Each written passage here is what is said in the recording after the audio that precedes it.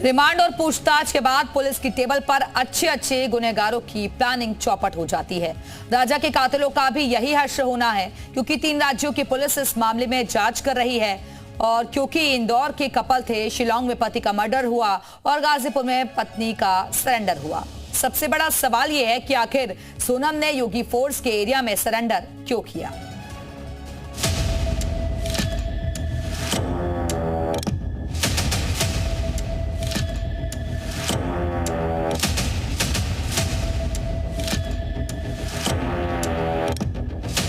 शादी में राजा रघुवंशी सोनम की मांग भरते हुए कितने खुश दिख रहे हैं,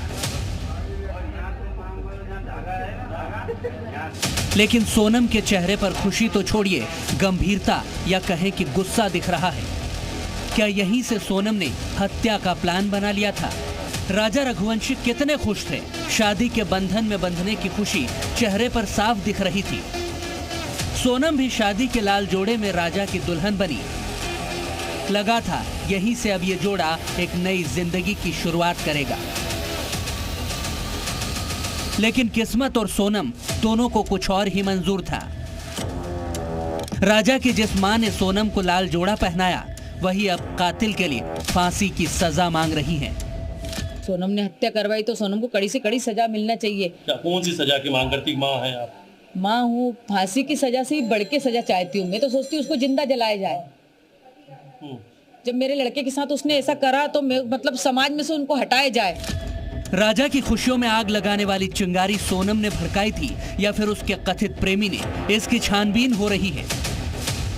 जांच के तार और राजा की हत्या की पूरी कहानी एमपी के इंदौर, मेघालय के शिलांग और यूपी के गाजीपुर के बीच ही चल रही है। इस लोकेशन ट्रायंगल जैसे ही इस कत्ल के पीछे भी लव ट्रायंगल बताया जा रहा है। लेकिन ऐसा क्या हुआ कि 1 महीने के भीतर शादी, हनीमून, मर्डर और फिर सरेंडर, सब कुछ हो गया? इतनी जल्दी मनोभाव कैसे बदलते हैं? उसके दिमाग में चली होगी, जिसमें वो दुनिया के सामने बिल्कुल जिस तरह की वो सती सावित्री जैसी एक इमेज है वो भी उसकी बनी रहे, अंदर से जो उसका मन चाहता है वो भी कर ले। इसको इस तरह से जो है वो एक एंगल दे दे जिसमें लगे कि ये तो दुर्घटना हो गई या अचानक जो है डेथ होगी, जो अक्सर देखा जाता है। तैयारी पहले से ही होगी या फिर अचानक साजिश रची गई? जो भी हो, सोनम और उसके साथियों की साजिश एक्सपोज हो चुकी है। लेकिन सवाल यह है कि राजा रघुवंशी की हत्या मेघालय के शिलांग में हुई, तो फिर सोनम ने 1162 किलोमीटर दूर गाजीपुर में सरेंडर क्यों किया?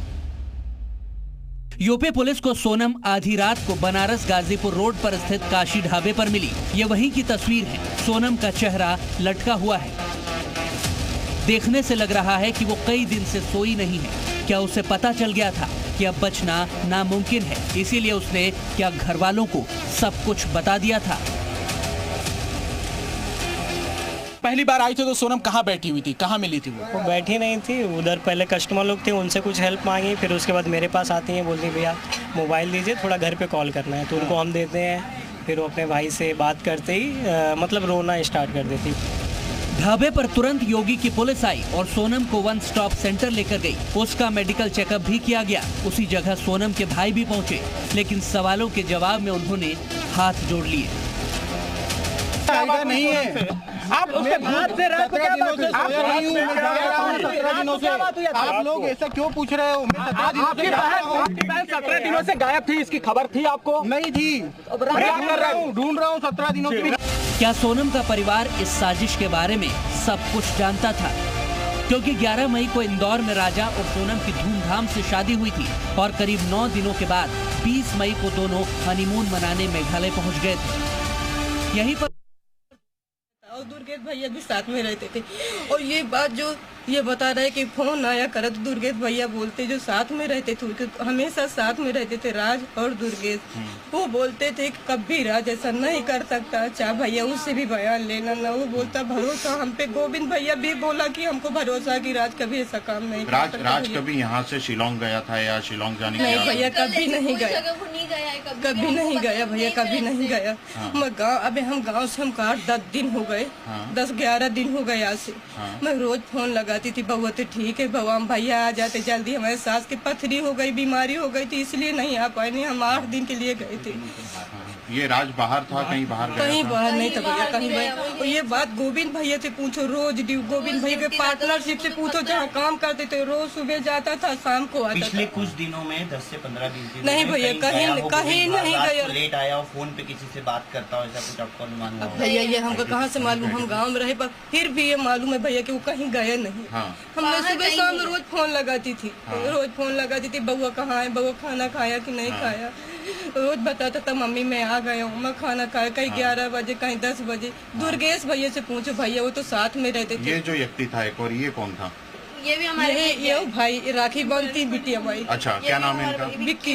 विक्की। हाँ। तो इनको भी पुलिस ने पकड़ा, आप लोगों को पता है? इनको भी हाँ पकड़ा? भैया पता है, इनको भी पकड़ा, इनके घर में था मेरा राज, इनके घर में था मेरा, इनके घर में ही रहता था। यहीं से गिरफ्तारी हुई। अब ये पता नहीं है कहाँ से भैया के घर, हमको गोविंद भैया बताया शाम की भैया की आकाश, ये जो है ये भी आता था? इनका नहीं जानता, इनको नहीं जानते? नहीं जानती, ये कभी नहीं आया यहाँ पे? नहीं कभी नहीं देखा इनका। भैया वो बच्चे को बचा ले, सब कुछ करो, कभी ऐसा काम नहीं तो देखिए हमारे साथ ये राज का परिवार था, राज के 2 परिवार हैं, वो भी हमारे साथ हैं, उनसे भी हम बातचीत करते हैं कि आपको कब पता चला था कि आपके भाई को पुलिस ने पकड़ा है? और कल सुबह 6 बजे दुर्गेश भैया का फोन आया था, उनने बोला कि रात से बात करवा दो, तो मैंने बोला कि भैया घर पे नहीं है, वो कहीं बाहर है, विक्की भैया के घर पे है, मत रो। फिर मैंने उनको फोन किया तो उनका फोन स्विच ऑफ जा रहा था लगातार। फिर मैंने उनके सारे दोस्तों को फोन किया, कोई फोन नहीं उठा रहा था, सबके फोन बंद जा रहे थे। बाद में किसी और को फोन किया तो वो फोन ही नहीं उठा रहा था, तो हमने थोड़ी देर बाद न्यूज़ देखी तो पता चला कि दीदी गाजीपुर से मिली। तो मैंने मम्मी को बताया तो मम्मी ने बोला अच्छा भगवान दीदी मिली।